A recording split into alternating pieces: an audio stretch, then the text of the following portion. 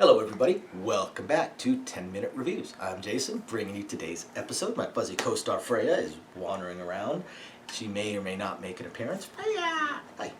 And we're bringing you, like I said, today's episode. So please hit the like and subscribe buttons. Again, we're a small family channel. We just love to talk about books. We want to talk about books, and any support we can get from you guys would mean a lot to us. So today I want to talk about a book that we've talked about in the past. We've talked about the series in the past. We've talked about the author in the past. I want to talk about Cast in Shadow. Cast in Shadow is book one of the ongoing Chronicles of Elantra series by Michelle Sagara. We've read every single book multiple times, and again, it's ongoing. I think this is probably 11, 12, 13 books, somewhere around there. So definitely in the double digits now. But Cast in Shadow is the very, very first book. So as always, I'm going to talk about four things. I'm going to talk about the world, the characters, the plot, and the writing style. So the world is complex. I'm not going to be able to cover every single thing in this world, and not even close. But it is set in Elantra. It's an empire ruled by a dragon emperor. Now, they talk about how in the history there were wars with the dragons and the other immortal races, like the Barani, which are basically almost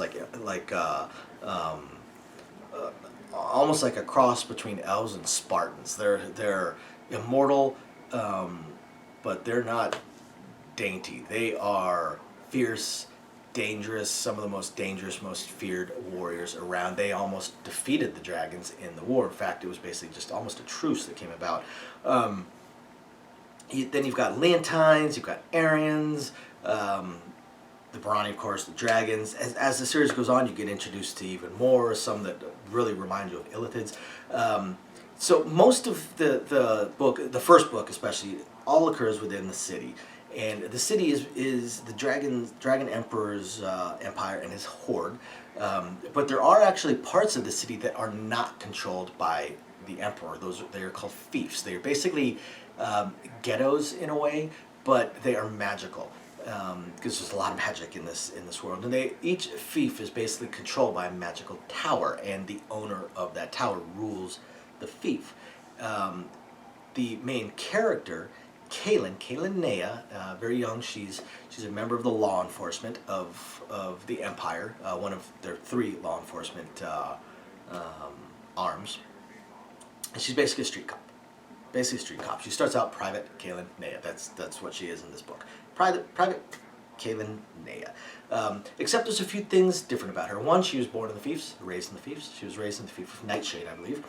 And two, she's got these magical markings all over her. So she actually has some magic, but she doesn't understand it. These markings supposedly mark her as the chosen one, but to date through the book, through the series, I have no idea what chosen one for what. But she's got these magical markings. They give her various powers, but she can't control any of it. The only thing that she can quasi-control, she does have the ability to heal with some effort. So, she does. She helps. She actually works in her off time. She helps basically an orphanage in a way with healing. But she is. The plot of this particular book, the very first book, she is tasked with an investigation.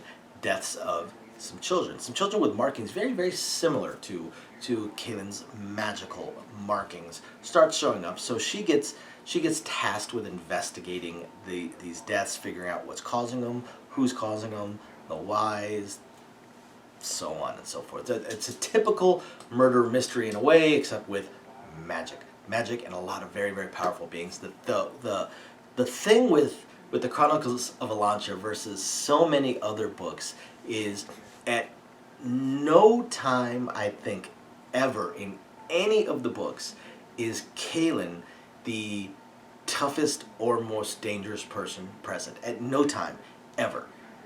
She is always the weakest person in the room.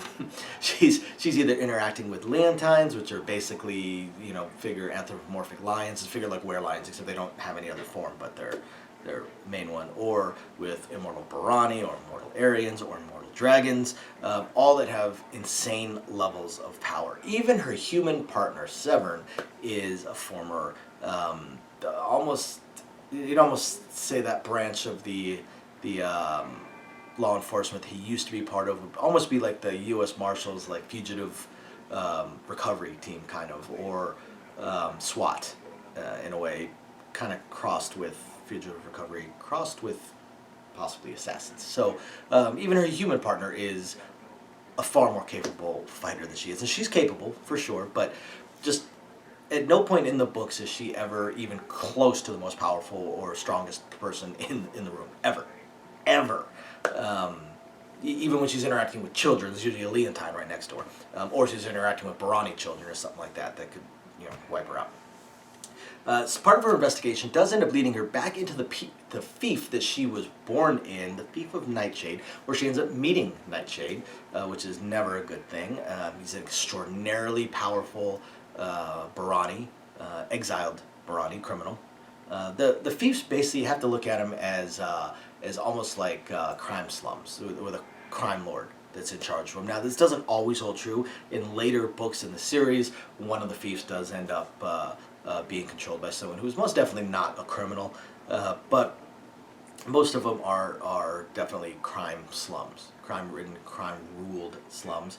And Nightshade he's an exiled renegade Barani, but he's got enormous power. Not only his own personal power, but the power of the tower and the power of the fief as well. So there's a ton of power. And of course he ends up, not of course, but for whatever reason, he is fascinated by Kaylin and ends up marking her. Now, it's not she doesn't have a tattoo on her face that everyone can see, but she does have a mark that a lot can see, especially those with magical abilities, especially many of the immortals. And sometimes the marking does become very, very evident. Of course, since she's covered in magical markings, it's not like it's something new for her. She ends up meeting quite a few throughout this initial investigation, from her partner Severn, who was actually a childhood friend of hers, to Tia Maurice, a younger dragon that's a little bit more impulsive than most dragons, to, of course, Nightshade and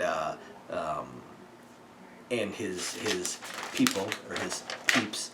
And as she goes more and more through the investigation, she discovers the kid's being kidnapped by an outcast dragon. And see, outcast doesn't just mean kicked out. Not in this world. In this world, outcast is almost a title, and that title almost conveys or gives a certain power or freedom in a way. So outcast is a lot more than just saying we kick the person out. They are declared outcast. They are something totally different. And in this case, it's an outcast dragon that Kaylin has to deal with, and how she deals with that is fun, not for her probably, but for all the rest of us, especially us readers. As far as the writing style goes for Michelle Sagara, it's interesting. It's fascinating. Kaylin herself is amusing because she's a little bit snarky, although a lot of that snark comes from exhaustion and terror and being overwhelmed, or again being the weakest person in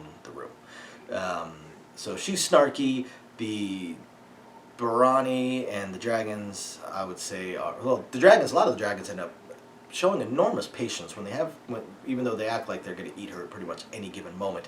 While the Barani, same thing. Something about Kaylin, she was treated as a mascot when she was younger, before she actually became their equivalent of a cop. Something about her just, mostly makes them want to do the figuratively pat her on the head. So while they lose patience with her, while they can get mad at her, it's almost she gets treated like a child a lot, which actually kind of shields her in a lot of ways, especially from her own mouth. But the writing style of Michelle Sagara, it's very interesting. Very interesting. She's very descriptive. She really brings the world to life. It's really fascinating, which is why any person that I've told to read this first book has ended up reading the entire series very, very, very quickly. It's absolutely fascinating. So after you guys hit that like and subscribe button, go check out Cast in Shadow, book 1 of the Chronicles of Elantra by Michelle Sagara. Thank you everybody for watching, and we will catch you next time. Bye now.